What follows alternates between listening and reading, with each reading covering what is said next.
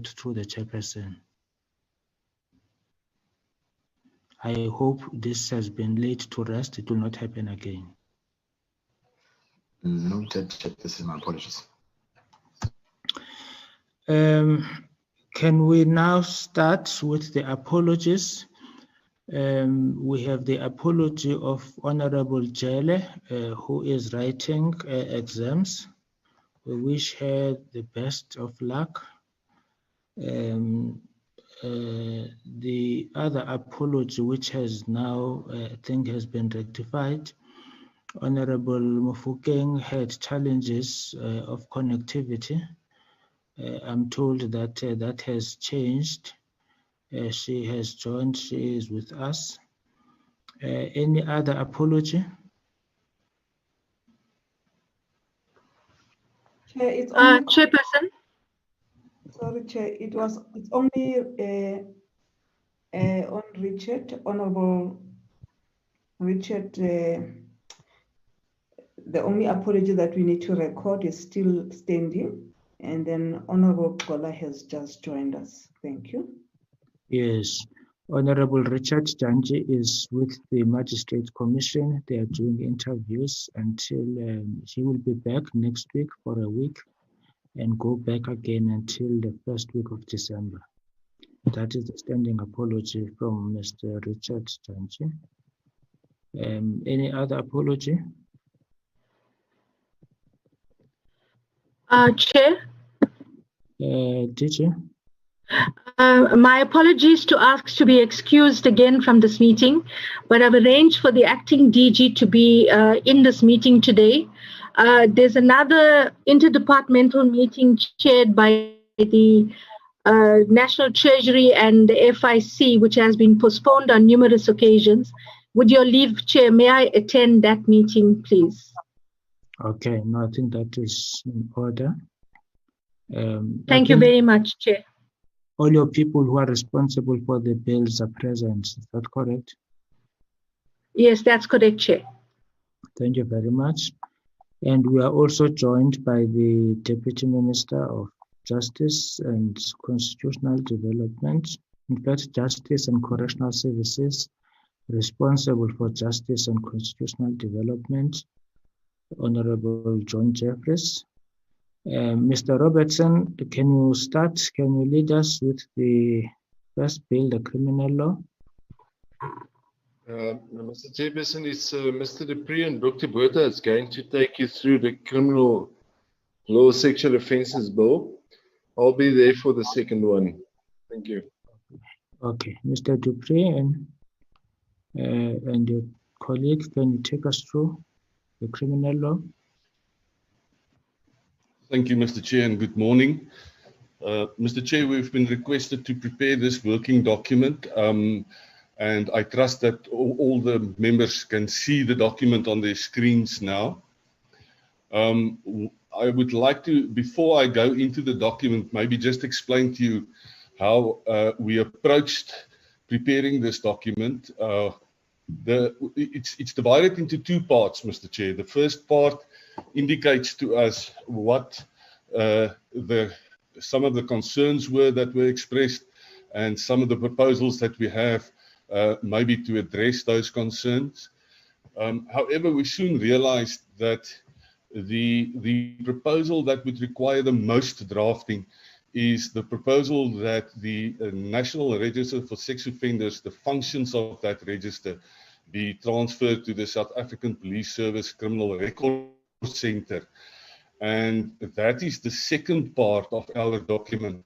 And with your permission, Mr. Chair, I'm going to run to the second part and then to indicate to you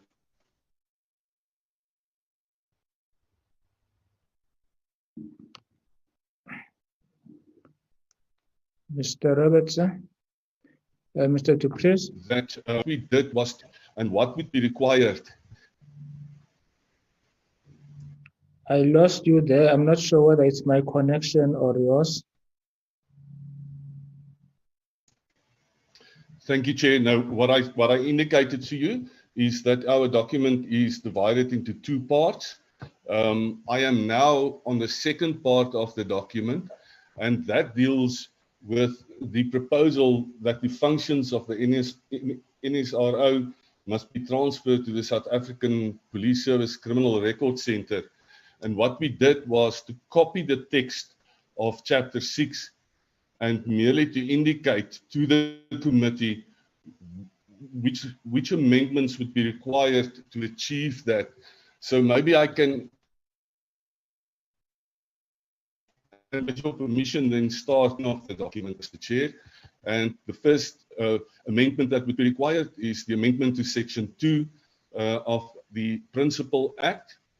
And then when we deal with Chapter 6, in essence then, what will happen is that... Sorry, sir. Sorry, sir. I think your document is too small. It's difficult for us to read it. If you can make it, if you can make the font to be bigger.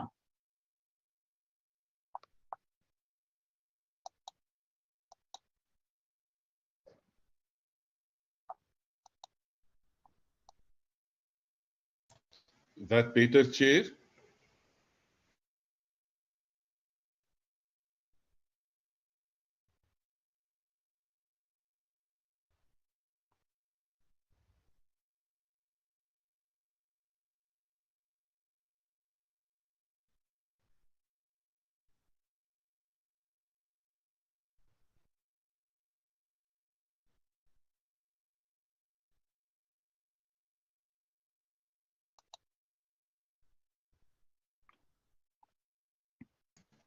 Is that better, Mr. Chairperson? Let me also check with other members. Are you fine with the font as it is? Yeah, it's fine. Thank you. Is everybody fine? Yes, Chair, it's okay now. Okay, thank you. Thank you, Chair. You can proceed. Thank you, Chair. So we're on page 90 now of the document, indicating to us which requirements would be have to be affected to Chapter 6 of the Act in order for the NSRO functions to be transferred to the Criminal Record Centre. The first amendment that would be required is reflected there. It's actually merely consequential in nature. And then with regard to Chapter 6, there will be substantial amendments that have to be affected.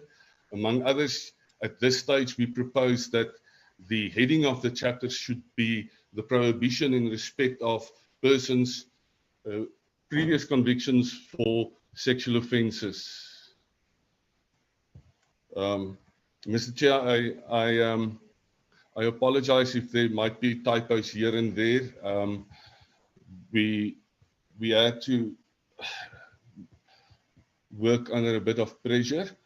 Mr. Chair, the first definition that will have to be inserted in Section 40 then, or amended, is the definition of certificate, where we'll have to refer to the South African Police Service, the clearance certificate. And at this stage, we say indicating whether a person has been convicted of a sexual offence or not.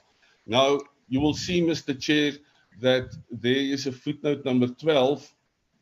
And what we indicate there is that you will recall that a SAP 69 or your criminal record consists of all the offences that you've been convicted of. So if you have to filter that and only provide a list or reflect previous convictions for sexual offences, then SAPS indicated to us yesterday, we had a meeting with them, that they would require to build that filter into their system. So that would require a bit of IT resources and also then financial resources. Going on further in Section 40, there won't be many amendments, Mr. Chair. Two definitions will be deleted, and that's, of course, the definition of register and registrar. Now, Mr. Chair, this is then Section 41 that deals with the prohibition on certain types of employment. And at this stage, once again, it is restricted to a conviction for a sexual offence. You will recall, Mr. Chair, that many of the commentators argued that a person's complete criminal record should be divulged to a potential employer. Those are the existing amendments that we just copied here because of the fact that the ambit of this provisions or this chapter will not be limited to children or persons with persons who are mentally disabled. Now you will see, Mr. Chair, there are a number of provisions that will be deleted, complete sections. For example, section 42, then dealing with the establishment of the National Register for Sex Offenders. So that provision will be deleted.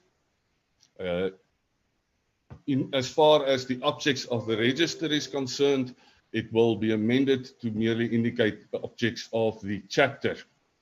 And you will see that we propose certain amendments there. I think they are self-explanatory. Mainly it's about informing employers, licensing authorities and relevant authorities of persons who has previous convictions for sexual offences. And then at this stage or at section 44, we will remove the obligation on the employer to apply for the clearance certificate, and we will transfer that obligation to the employee, or then a person who wants to apply for a license, or then a person who wants to become a foster parent. The reason, Mr. Chair, why we took away or why we propose that the employer's role should be omitted then from this chapter in the future is that if you apply for a clearance certificate, the Criminal Record Center uses fingerprints as the only reliable form of identification. So in other words, we can place the obligation on the employer to apply for the certificate because we understand that there are costs involved. I think it is something in the region of 150 Rand that you have to pay to get your clearance certificate.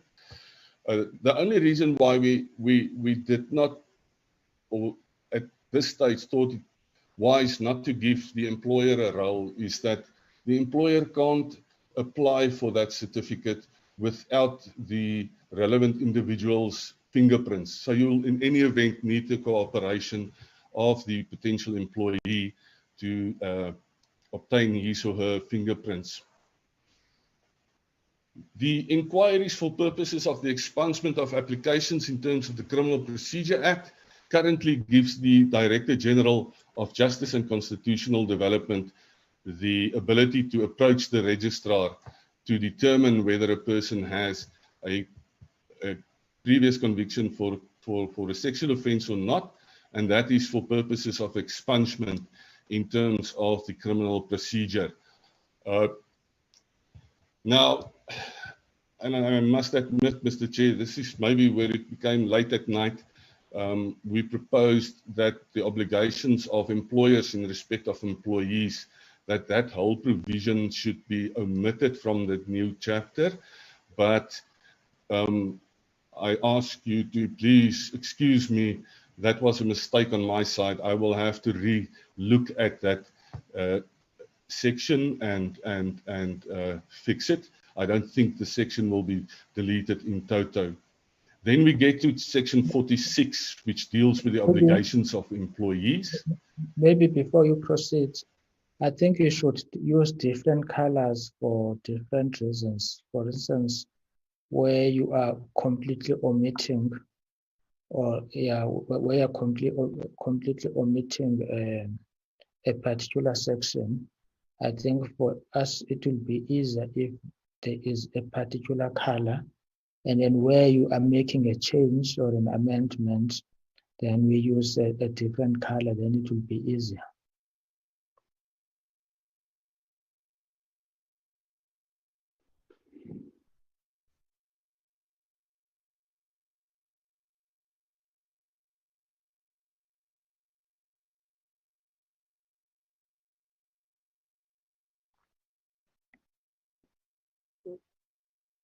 we can do that once you are done with the presentation. Thank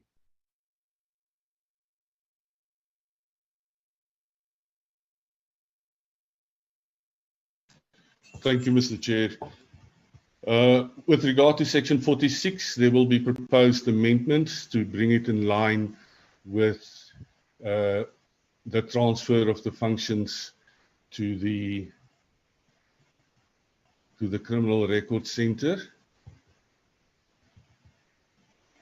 The same with obligations in respect of license applications.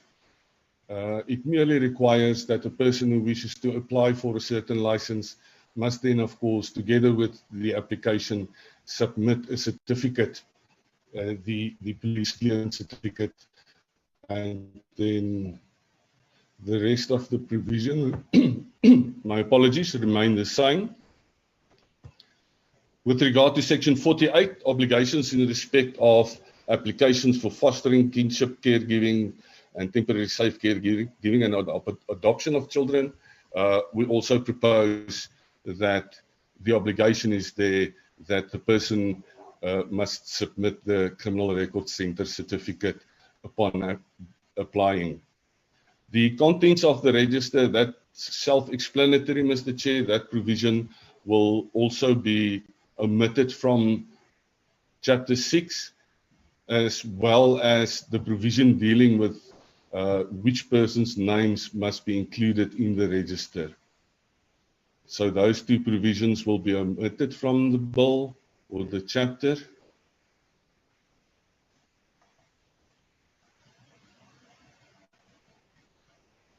And then section 51, dealing with the removal of particulars from the register, will also be omitted from the chapter.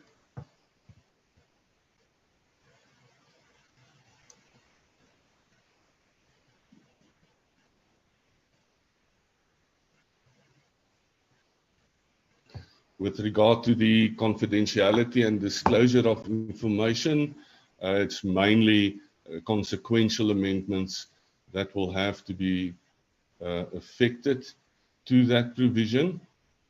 And then, Mr. Chair, and I don't think we've got the final wording, but we inserted this provision, and the wording, as I said, might not be perfect at this stage, but we just wanted to register and remind ourselves that there must be a transitional provision which will provide that the registrar must forward the data in her custody to the National Commissioner of the Police Service, so that that can form part of the information that they have, and they can do the necessary cross-checks, etc. Section 53, dealing with regulations pertaining to the register, will then also be omitted from Chapter 6. Then there are other provisions, Mr. Chair, that refers to the National Register for Sex Offenders. For example, Section 271 capital B of the Criminal Procedure Act, which deals with the expungement of criminal records. And that is where a reference is made to the National Register for Sex Offenders, which will then now have to be omitted.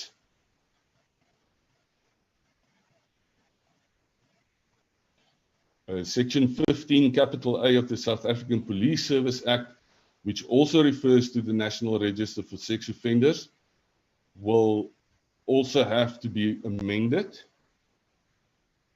And then I'm speaking under correction, Mr. Chair. I think also Section 36, capital D of the Criminal Procedure Act will also have to be amended. It is just a question of trawling through the Act to ensure that all cross-references to the National Register for Sex Offenders is then corrected. I don't know whether I should pause here, Mr. Chair, if there are any questions for clarity at this stage. That would be fine. Honorable members, Are there any questions?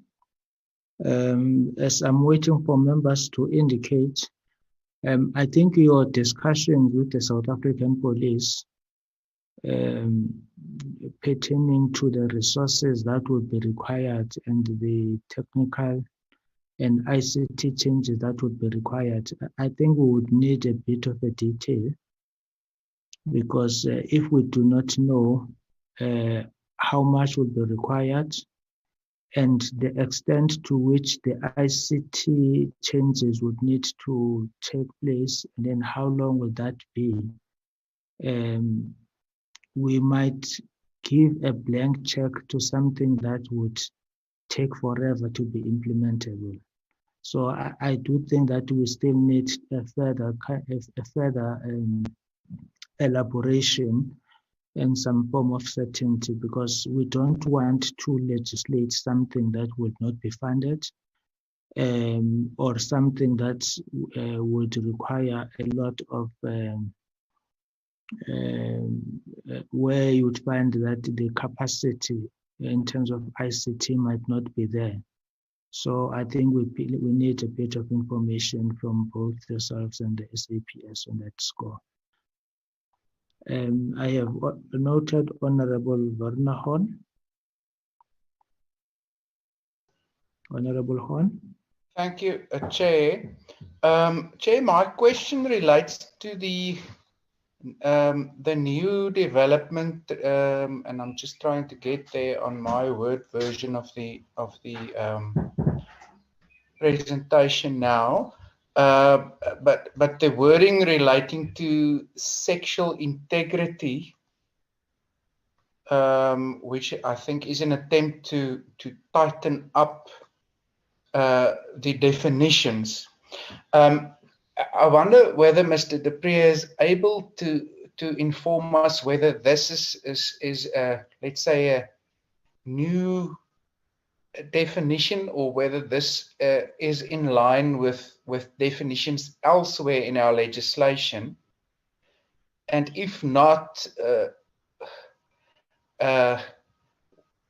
whether he's satisfied or the department is satisfied that that will be good enough to deal with all the situations contemplated in the previous version of the definition. So that's the one question. Then, Chair, the second question I have is in respect of the definition of vulnerable group.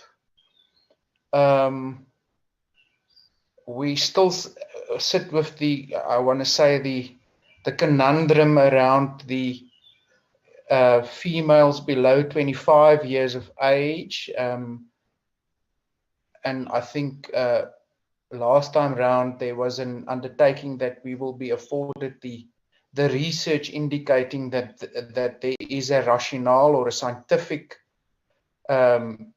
grounding for this proposal. And then in addition to that, whether the department has considered including also members of the LGBTQI plus community amongst in the definition of the vulnerable groups. I think that's it for now. Thank you, Chair. Thank you very much, Honorable Horn. Thank you very much, Honorable Deputy Minister. Thanks, Chair. Look, I'm not entirely briefed on all the discussions. I've been trying to follow, and I've had some briefings from the officials, and I was aware of the meeting with the police yesterday. But just on the issue of the IT, currently most employers, I think, want to know if the person has a criminal record. It doesn't matter what kind of record it is. So I'm not sure why, and I don't know if you looked at it as the committee. Obviously in the bill or in the act, there would be a restriction. If we move this route, there would be a restriction on employing somebody who's committed a sexual offense.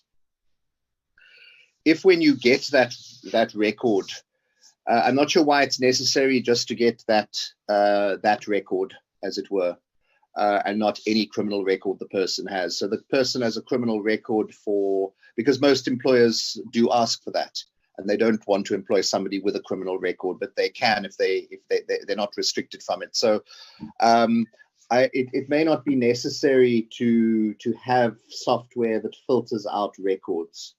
And I don't know if the committee has looked at that. You have the restriction around that you can't employ when the person has committed a sexual offence, but you get the whole record of the person. Why must you just get whether they've committed a sexual offence?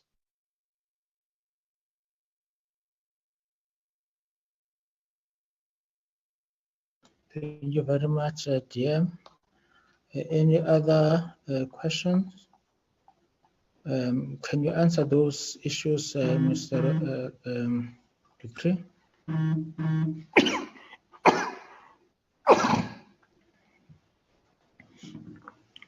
Mr. Dupree? Thank you, Mr. Chair. Yes, thank you, Chair. The questions raised by Mr. Horan, I would like to let them stand down, please. I noted them, but as you are aware, we started at page 19 of the document. So we haven't looked at the first part of the document yet.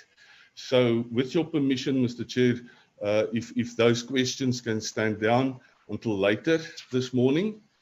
And then our Deputy Minister referred to...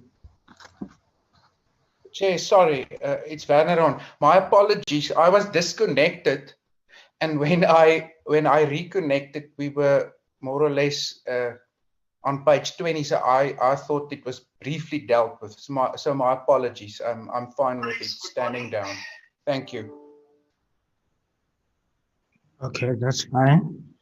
Thank you very much. You may proceed, Mr. Dupree. Thank you, Mr. Chair. The only reason why we restricted the certificate to requirement that it should only reflect sexual offences at this stage is we thought that would be a starting point for the whole discussion, because the ambit of our Principal Act is limited to sexual offences, and one could possibly even raise the question that if a requirement is that you divulge your complete criminal record to a potential employer, whether the Sexual Offences Act is really the appropriate vehicle to achieve that. And Mr. Chair, with regard to your question relating to the resources required by SAPS, I would just like to quickly explain to you how we worked yesterday. I did the drafting while Ms. Botha met with SAPS. So I am going to, with your permission, hand the chair to her, or my chair, sorry, to answer that question. Thank you, Mr. Chair. Thank you very much, and good morning to everybody. I hope that everybody can hear me. Yes, we had a follow-up meeting with the South African Police Service, specifically the Criminal Record Centre, just to make sure is why it appears that previously they indicated they foresee a lot of problems. How they explain it to us is if the committee feels that all the offences of a person must be made available, there's no problem whatsoever. Their systems is already in place. They can do that. The problem is that their system does not allow to filter and look for certain offences only. Like we said presently, is all that we need is a clearance or proof from the registrar relating to your sexual offences, whether you have a criminal record or not. But they explain to us they will have to tweak them if we go back to the requirement and the limitation that it's only sexual offences.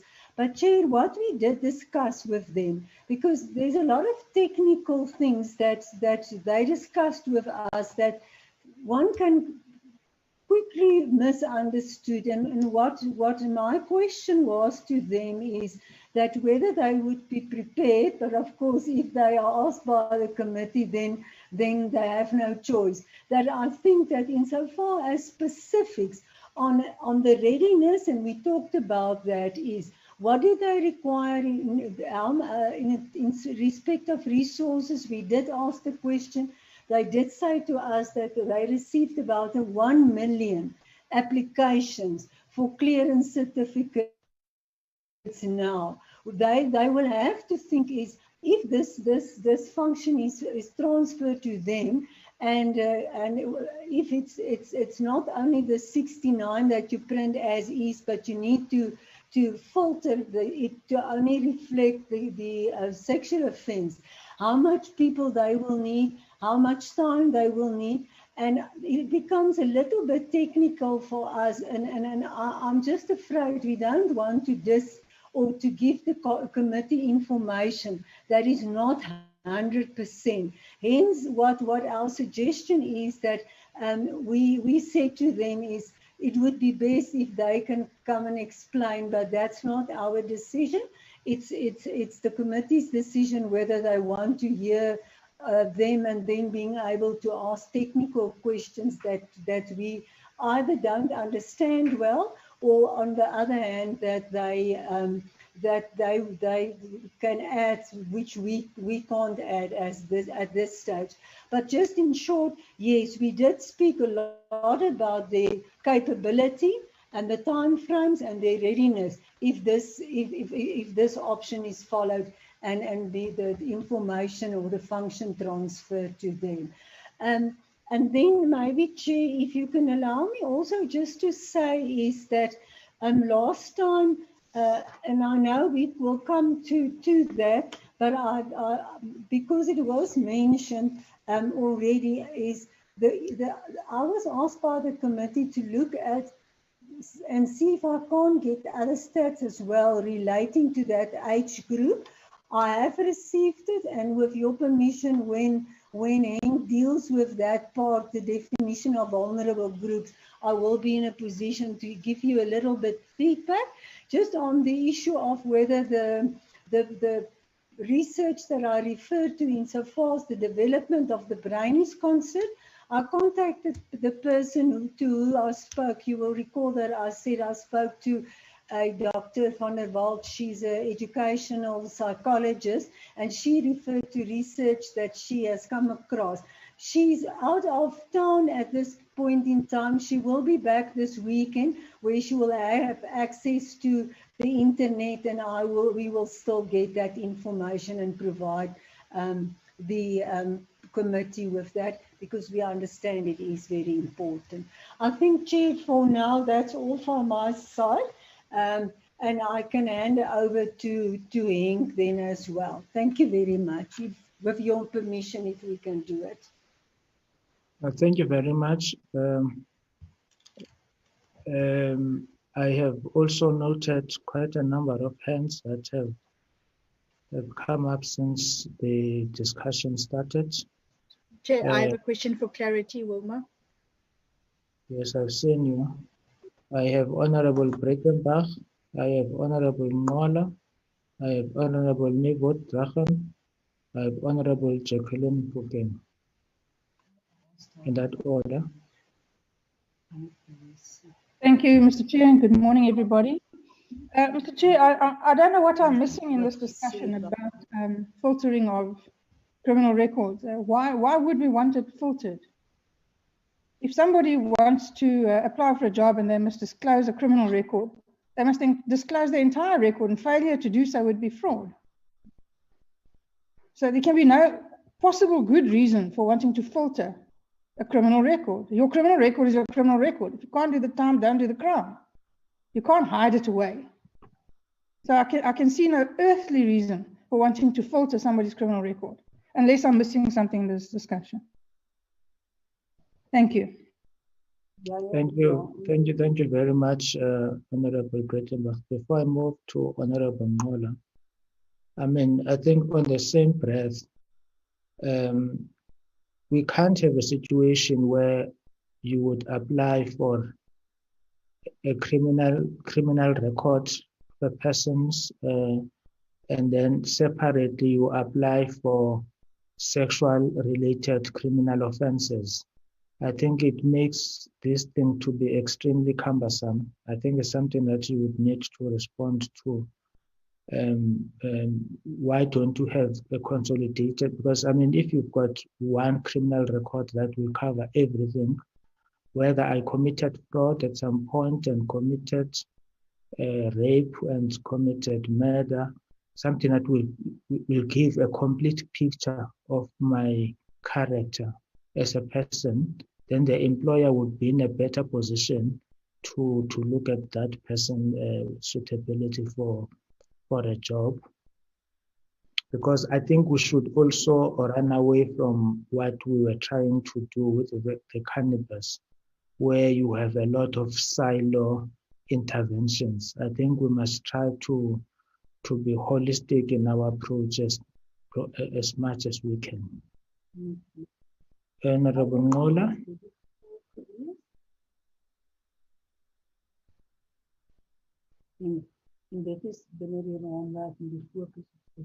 Honorable Ngola.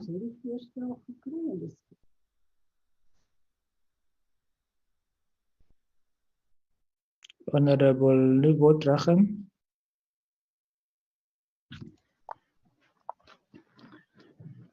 Thank you, Chair. Good morning to everyone. I would just like to add something to what Honorable Chair and Honorable Breitenbach said. I wanted clarity. When an employer or an employee applies, employer applies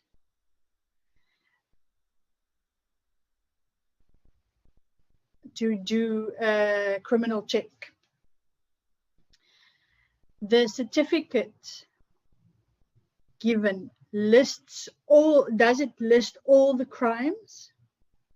The reason why I'm asking is if I have a creche for children or children with disabilities, I will look for, just a moment.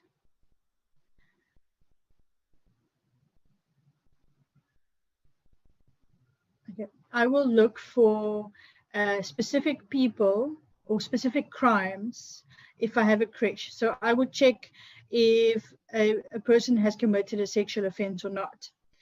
But now if I am the employer of a restaurant and I employ adults, maybe I won't look for sexual offenses necessarily, but I will check if they committed any kind of financial crime. So I just need to be made clear on when the certificate is given, does it list all the crimes or not? Or does the certificate just say, yes, that person did a crime? Or something like that. So I would support what Honorable Breitenbach said. Why do we need to filter it? Why can't we have all the crimes? So I just needed clarity whether it does show that or not. Thank you very much. Let's check is Honorable Ngola back?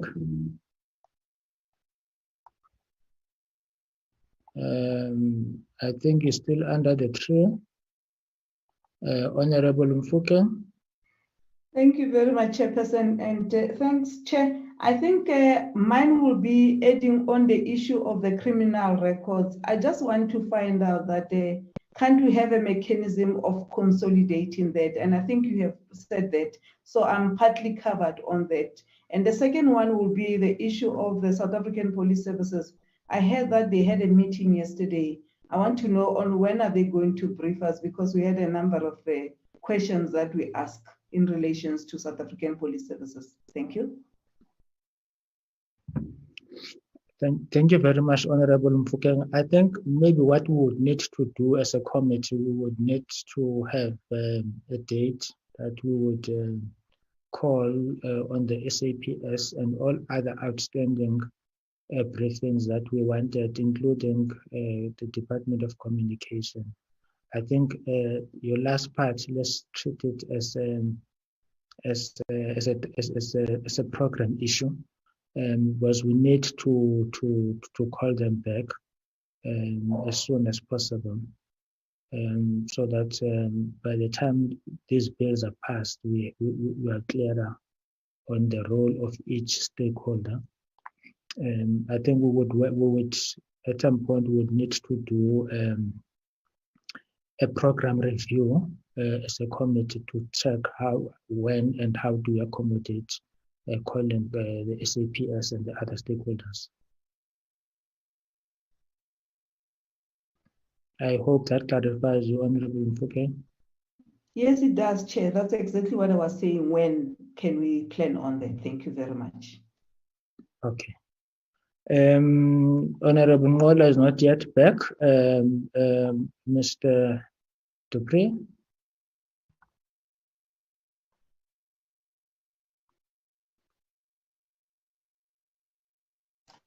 I want to make a few remarks before I give over to Henk, since I've been with the police yesterday. Just in terms of what can help you is that they indicated that when you are ready and you invite them, they will come and they will be ready to tell you what the exactions will be. But as I explained, and I'll now come to the response to Member Breitenbach and one.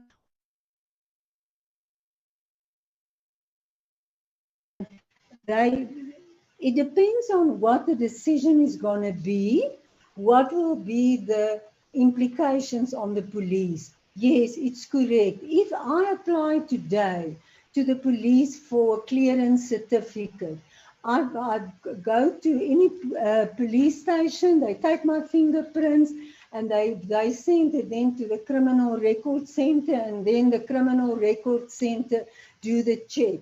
If you ask for a clearance certificate, they are correct, that it lists all the offences that you've been convicted of.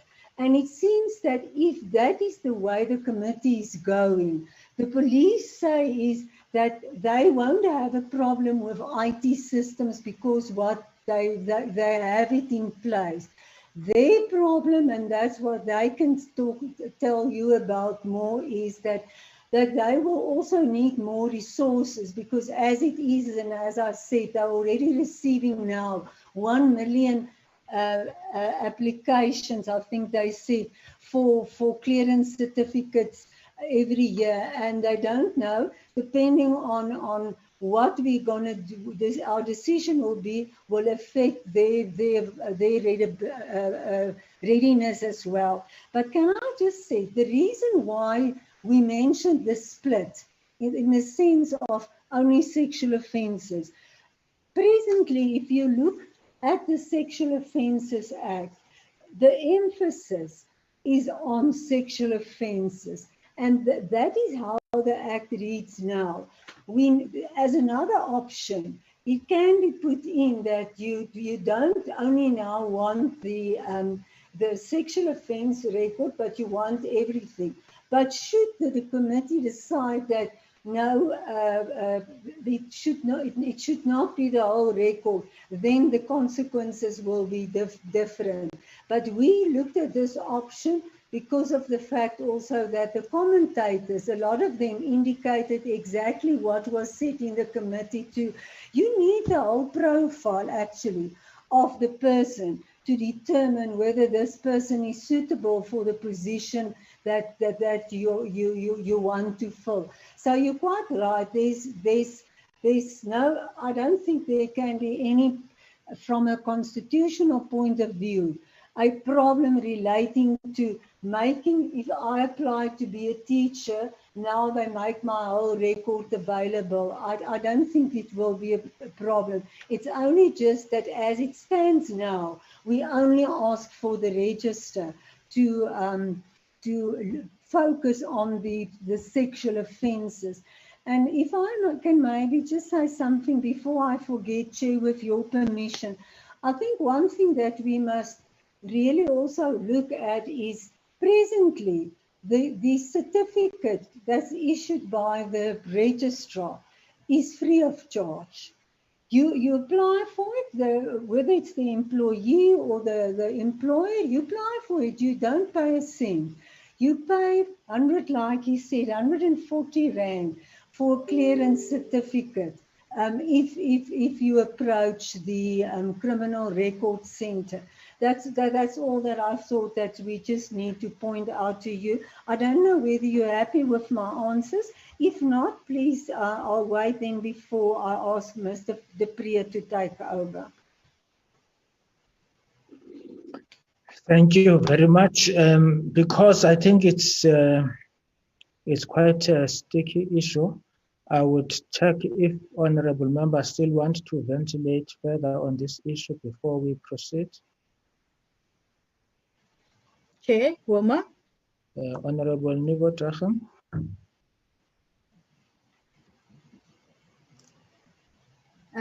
Thank you, Chair. Sorry, just a moment. Thank you, Chair. So now that I have a better understanding, I'm worried. A lot of alarm bells are ringing in my head. If we look at the number of cases that are withdrawn, or the 9,000 applications, but the 9,000 cases, but very few convictions. I clearly understand why it can be important to separate the two, because sexual offenders get away with it, but sexual offences are not necessarily convicted. People can travel around in provinces, but there's no conviction and their names are not on the register. So they do the crimes elsewhere as well. So now my next question could be that those on the register are only those that are convicted by courts and go to jail. What about the thousands, the numbers already mentioned, that get away with it, that does sexual offences, but because they have good lawyers, they get away with it? We need to also look at those ones relating to sexual offences. So I think, we might consider the two. Like you say, it's a very sticky situation. Yeah, I don't know. It's a difficult issue, Honourable Nivot Drachans, to legislate for people who have not been convicted. There's presumptions of innocence, people who have not been found guilty. I think we are going to run into serious constitutional problems. But it's something as we proceed with the bill, you might need to think about it. But I think if we venture into that space, we might run into some serious constitutional difficulties. But I think we are not discarding anything now. We are brainstorming. But I think we will refine our thoughts as we proceed with the processing of the bill. But I foresee serious legal challenges on that one. Chair. Honourable John Jeffrey. Swart, Chair as well. Yes, I've also noted you, Honourable Swart. Honourable John Jeffrey. Chair, if Honourable Swart is going to be talking about the same issue that Honourable Nivot Drushan, maybe I should come after him. I wanted to respond to Honourable Nivot Drushan. Chair, yes, indeed. Honorable members, I think let's agree that there is one chairperson. If you raise your hand and I note you and it's your time to speak, unless you completely waive your right to speak. Chair, no, I was just making a suggestion. I can speak then. I think it's better for you to speak. Okay. No, it was on the same point, and echoing what you've said, Chair. But also the current situation is that the people who are on the NRSO are people who've been convicted. They don't have to have been sent to prison, but the requirement is a conviction for a sexual offence against a child or a person with a mental disability. Those are the only people on the sex offenders register. The only people are on the CRC, in the Criminal Record Centre, are again people who've been convicted, even of admission of guilt and things like that. So the people that Comrade that Honourable Nivo Drushin is concerned about are not on any register at the moment. In fact, all the people on the sex offenders register are already on the Criminal Record Centre register. And as you say, constitutionally, I mean, a person is innocent until proven guilty. You can't have a register of people who've been charged or suspected or whatever. I don't think any country has that. Thanks, Chair. Thank you very much, Diam. Honourable Swart. Well, Chair, I can't add more than what the DM has said. It's exactly what I was going to say, so I'm covered. Thank you so much. Thank you very much. Can we move back to Mr. Dupree? Can we proceed now, Mr. Dupree? I think we are quite clearer.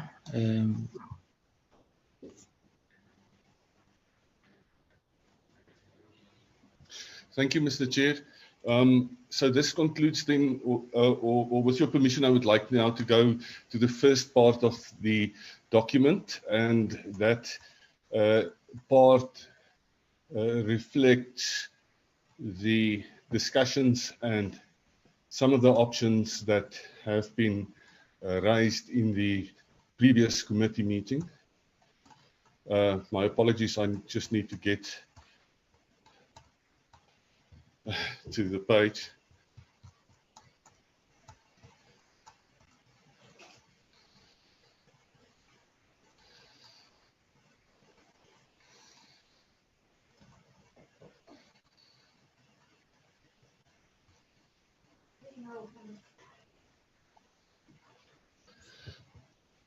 Thank you, Mr. Chair.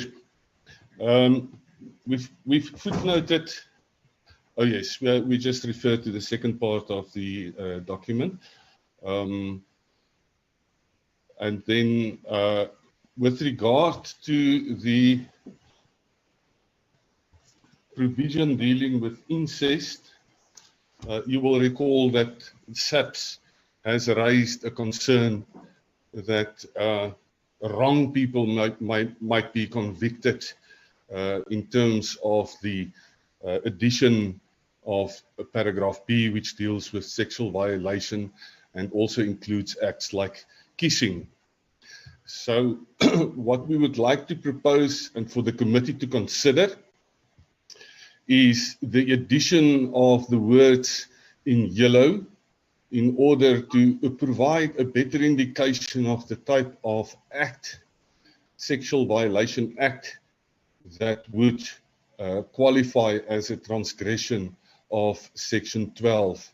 Now, the question was raised earlier, where do we find the reference to sexual integrity in any other piece of legislation? Well, Mr. Chair, the definition of pornography, or actually child pornography, in our Principal Act uses precisely those words. Might be in a different context, but we feel that the words, or we think that those words might be able to define paragraph B as part of the offence of sexual violation better. If I may move to the next amendment that we would like for the committee to consider. Chair, can I Honorable just add on that point, just on the previous one, Henk, if you can go back. Look, the problem is the speed we're moving at. Am I on? Yeah, the speed we're moving at. I mean, and it's because of the pressure of time that everybody's under. This was discussed with me, but I have to say, Henk, unfortunately, well, I've just got a concern, so let me raise it. The issue is that the concern that parents touch their children, they kiss their children, but so do people who are committing incest. So the proposal was to some extent that it is inappropriate, and because the definition of sexual violation is quite broad, so that it be inappropriate. My only problem, I'm happy generally with what's here, but the suggestion I'd made was that it needed to be a reasonable child test rather than the individual. And I'm not sure, Henk, if you've done that here. Because you've got it violates or offends the sexual integrity or dignity of that child. And then you say, despite the mutual consent. Now, that child could say, well, my uncle rubbing my breasts is not offending my sexual integrity or dignity. The child could say that, but they've been groomed. So you actually want it as your reasonable child, like a reasonable person, an objective test. It should be for, well, a normal child would not like their breasts touched like that. So I just sort of wanted to raise apologies for, in a sense, the department and myself should be saying the same thing, but because of the speed we're moving at, I haven't been able to be entirely on board. Thanks, Chair. No, thanks, Diam. As we will be going through the bill today, we will be allowing a lot of flexibility and brainstorming until we have really firmed up our views on each clause. Then we'll start making decisions. So we are welcoming views generally as to how we should frame certain clauses. So what is your response, Mr. Dupree? Thank you, Mr. Chair. Mr. Chair, yes, we can look at trying to build in a reasonable child test. However, the concern is that the proposed paragraph B, one can think of many examples that will qualify in terms of paragraph B as incest, as a sexual violation act. But I'm becoming concerned that we're actually moving into the territory of section 16, which deals with the statutory sexual assault of children. And that is also a consent-based provision or offense, to the extent that the consent of certain children to perform certain acts with adults then is irrelevant for purposes of criminal liability. Yes, Chair, I apologize. I wish we had more time, and I don't want it to sound like an excuse, but and I know Mr. Swart also requested us to provide input on the principle of de minimis non curat lex. But I think, and I see that he has raised his hand, so I don't want to preempt what he is going to say. Thank you, Chair. Thank you very much. You would still have the weekend to think of something. I have Honorable Nivo Drachen and Honorable Swart.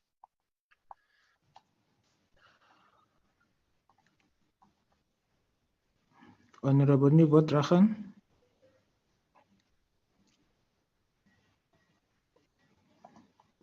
Okay, Honorable Swart. Chair, yes, indeed, that is correct, that I was going to raise that common law principle of de munibus non curat lex. The law does not involve itself with trivialities. And Mr. Jeffrey was with us when we drafted this legislation at the time. I'm trying to find out whether are we not trying an overkill, and is the SAP's concerns well-founded? I'm not sure they are, but should there be any doubt, I would rather err on the side of protecting vulnerable children to putting belts and braces. So I'm inclined, if we are going to amend it, which I don't necessarily think we need to, but if we are, then we would need to look at what the Deputy Minister, John Jeffrey, has said. He was part of the drafting when we were way back then. But having been part of that drafting, I don't see the need arising. Has this issue arisen since we drafted the initial bill? It hasn't. And I don't know whether we are, as you say, Mr. Dupree, venturing into unknown territory or other territory, whether it is necessary. But again, it's for the committee to decide if we want a belt and braces approach. Thank you. So, Honorable Swart, you would be fine with the way B is drafted currently? No, Chair. I would tend to agree with what Mr. Jeffrey says, and that is, if you're going to go this route, then you're going to have an objective test for children, the reasonable child test, because at the moment it could be seen that it's subjective, and then a child that is being groomed would say that child does not have a problem with what's happening. So that's what makes it more and more complicated. But I do think the Deputy Minister and the department will come with a different option if we are going to go this route. But I don't have a fundamental challenge to it. But I'm not sure whether we actually need it. Thank you, Chair. Thank you very much. Honorable Glenis Breitenbach. Thank you very much, Mr. Chair. Mr. Chair, we really are sort of overthinking this, I think. And also, having heard Mr. Dupree mention the time constraints, this is very important legislation, very technical stuff that we're dealing with, and he should have enough time, and we should give him enough time to properly apply his mind to the research that's required for this. These matters are particularly difficult to prosecute. Children make particularly difficult witnesses for a variety of reasons. And I'm not sure what a reasonable child test will deliver. I would be interested to see how it will be framed. But children vary wildly in their maturity, in their development. So